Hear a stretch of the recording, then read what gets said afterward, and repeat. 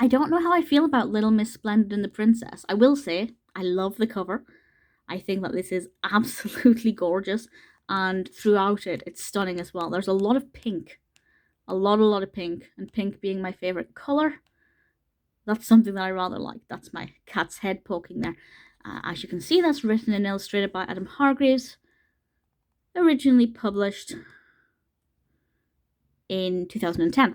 And in this book, Little Miss Splendid is, of course, the most splendid person there until one day this rather beautiful princess comes along to visit. And I will say the only thing I hate about this book, and I mentioned it in the Little Miss Princess book,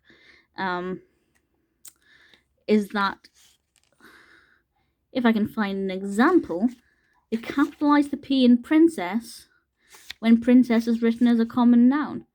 And I know that sounds like such a pedantic thing to be irked by. Oh, there we go. Living next door to a princess. So that's a common noun, not a proper noun. It shouldn't be a capital P.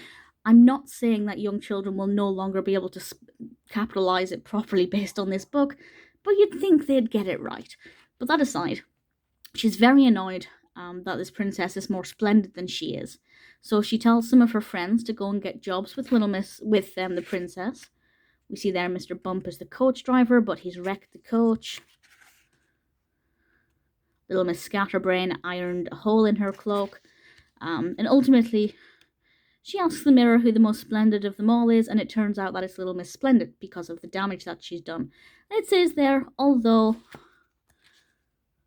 I did hear that the Queen is coming. So I don't really agree with the fact that there was no comeuppance for her. She caused all of these problems. And the mirror should have said, well, actually, it's what you're like on the inside that makes you more splendid. She's a better person on the inside. She's more splendid on the inside. That would have been a good message. Yes, by saying the Queen's coming, it kind of shows that actually you can only go so far. There will always be somebody more splendid than you. It's a fun story. It is beautifully illustrated, very beautifully done. But the message I don't think is very good. So I don't mind reading it. As an adult, it was quite cute.